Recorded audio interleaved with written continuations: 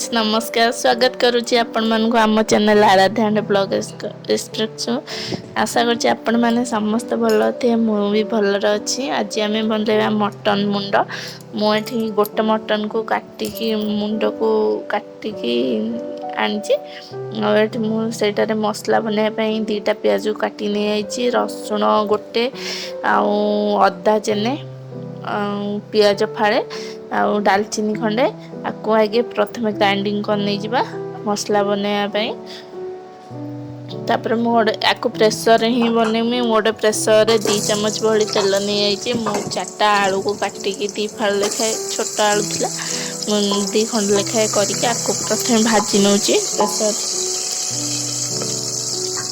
आपको टिके एपट सेपट चलैकी टिके ହେଇଗଲା ଭାଜି ହେଇଗଲା ପରେ ମୁଁ ତାକୁ କାଢି ନେଇକି ସେଇ ପ୍ରେସରରେ ମୁଁ ଆଉ 3 ଚାମଚ ସୋରିଷ ତେଲ ଦେଇଦେଲି ଦେଇକି ମୁଁ ଆକୁ ଗୋଟା ଗରମ ମସଲା ପକେଇ ନେବି। ଦେଖନ୍ତୁ ମୁଁ ଏଠି ଗୋଟା ଗରମ ମସଲା ଡାଲଚିନି ଖଣ୍ଡେ ଗୁଜୁରାତି ଗୋଟେ ଆଉ ଯୋଉ ତ୍ରିକୋଣୀ ଫୁଲ ଗୋଟେ କଣ ସେଟା ଆଉ ତେଜପତ୍ର 2ଟା ମୁଁ ଆକୁ ଛିଡେଇକି ପକେଇକି ଏପଟ ସେପଟ ଟିକେ ଚଲେଇ ଦଉଛି ପୁରା ରଖିଥିବେ ସିମ ରେ। ତାପରେ ମୁଁ ତାଙ୍କର ପିଆଜ କୁ ପକେଇ ନେଲି 2ଟା ପିଆଜ କୁ ମୁଁ କାଟିକି ନେଇଥିଲି ତାକୁ ପକେଇ ନେଲି। ମୋର ମୁଣ୍ଡ ଟା ହେଇଥିଲା ଅଧ କିଲୋ ଭଳି ମାଂସ ହେଇଯିବ ବୋଧେ ସେଇ ହିସାବରେ ମୁଁ ମସଲା ନେଇଛି। ଆଉ ଆଜିର ଭିଡ଼ିଓ ଯଦି ଆପଣ ମାନଙ୍କୁ ଭଲ ଲାଗେ ମତେ ଲାଇକ୍ କରିବେ ମୋ ଚ୍ୟାନେଲ ଯଦି ନୂଆ ମୋ ଚ୍ୟାନେଲ କୁ ସବସ୍କ୍ରାଇବ କରିବା ଫ୍ୟାମିଲି ଫ୍ରେଣ୍ଡ ସହ ସେୟାର କରିବେ। ଚାଲ ଦେଖନ୍ତୁ ଏମିତି ପିଆଜ ମୋର ଏଠି ଭାଜି ଆସିଲାଣି ପିଆଜ ମୋର ଭାଜି ହେଇଗଲା ପରେ ମୋ ମସଲାକୁ ଦେଖନ୍ତୁ ଏଠି ଆଡ କରୁଛି।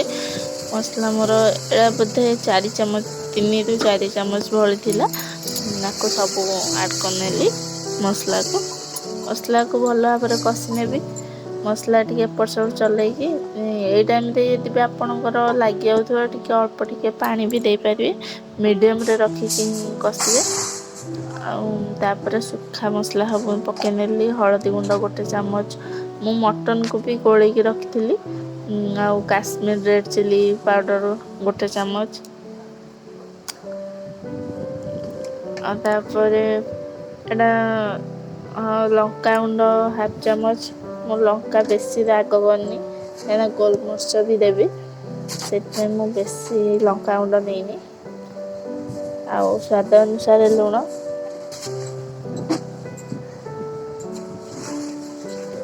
ତାପରେ ଆକୁ ଟିକେ ଏପଟ ସେପଟ କରି ଚଲେଇ ନେବି ଚଲେଇ ନେଇ ସାରିଲା ପରେ ତାପରେ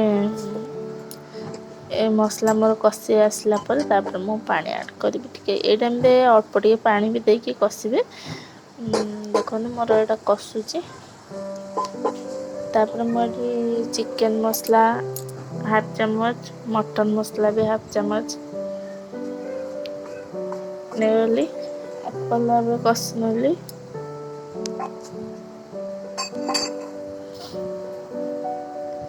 ଏଠି ମୁଁ ଗୋଟେ ଡାଲଚିନି ଆଉ ଖଣ୍ଡେ ଗୁଜୁରାତି ଆଉ 4-5ଟା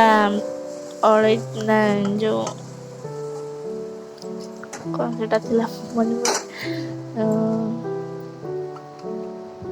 ଗୋଲମରିଚ ଆକୁ ମୁଁ ପକେଇ ନେଲି ପକେଇ ନେଇକି ତାପରେ ଆକୁ ଟିକେ ଚଲେଇଦେଲି ଏପଟ ସେପଟ କରିକି ଚଲେଇ ଦେଇକି ତାପରେ ମୁଁ ଆକୁ ଟିକେ ସମୟ 3 ରୁ 4 ମିନିଟ ମୁଁ ଛାଡ଼ିଦେବି କଷି ହବା ପର୍ଯ୍ୟନ୍ତ ପୁରା ସିମରେ ରଖିଦେଇଥିବି। ତାପରେ ଦେଖନ୍ତୁ ମୁଁ ପାଣି ବେଲେ ଥୋଇଲି କାହିଁକିନା ସେ ପାଣିଟା ଗରମ ହେଲେ ମୁଁ ମସଲା ଦେବି ମଟନରେ ସେଥିପାଇଁ ସେଇଟା ଦେଖନ୍ତୁ ମୋର ମସଲା କେମିତି ପୁରା କେତେ ବଢିଆ ଭାବରେ କଷି ହେଇଛି ପୁରା କଲର ବି ତାର ଆସିଯାଇଛି ତେଲ ବି ଛାଡିଗଲାଣି ମସଲାରୁ। ତାପରେ ମଟନ ଆଡ କରିବା ମଟନ ମୁଣ୍ଡକୁ ଆଡ କରିବି ଏଇଭଳି ମଟନ ମୁଣ୍ଡ ବନାନ୍ତୁ କେତେ ବଢିଆ ଟେଷ୍ଟି ଲାଗୁଥିଲା। ମୁଁ ମଟନରେ ପକେଇଥିଲି ହଳଦୀ 1 ଚାମଚ ଲୁଣ 1 ଚାମଚ ଆଉ ସୋରିଷ ତେଲ ଅଳ୍ପ 2 ଚାମଚ ଭଳି ଦେଇଥିଲି ଦେଇକି ଆକୁ ମୁଁ ଗୋଳେଇକି ରଖି ନେଇଥିଲି ଅଧଘଣ୍ଟେ ଭଳି। ତାପରେ ମୁଁ ଆକୁ ଦେଖନ୍ତୁ ଏଇଟାରେ ଆଡ଼୍ କଲି। ଆକୁ ଭଲ ଭାବରେ 4-5 ଥର କଷିଦେବେ। କଷିକି ମୁଁ ଆଳୁ ବି ଦେଇ ଦେଇଛି। ଦେଇକି ଦେଖନ୍ତୁ ତାପରେ ମୁଁ ପାଣି 2 ଗ୍ଲାସ୍ ଭଳି, 2 ଗ୍ଲାସ୍ ନୁହେଁ 1.5 ଗ୍ଲାସ୍ ଭଳି ମୁଁ ପାଣି ଏଠି ଦେଇଛି। ଦେଇକି ଆକୁ ପ୍ରେସର ମାରିନେବି। ମୁଁ ସିମରେ 3ଟା ସିଟି ଆକୁ ଦେଇଥିଲି। 3ଟା ସିଟିରେ ମୋର ବଢ଼ିଆ ପରଫେକ୍ଟ ପୁରା ସିଝି ଯାଇଥିଲା। ତାପରେ କିଛି ଅଳ୍ପ ଟିକେ ମୁଁ ଧଣିଆ ପତ୍ର ଦେଇ, ଲାଷ୍ଟକୁ ଧଣିଆ ପତ୍ର ଦେବି। ଏଠି ଖାଲି 2ଟା ଧଣିଆ ପତ୍ର ଦେଇକି ମୁଁ ଆକୁ ପ୍ରେସର ସିଟି ମାରିନେବି।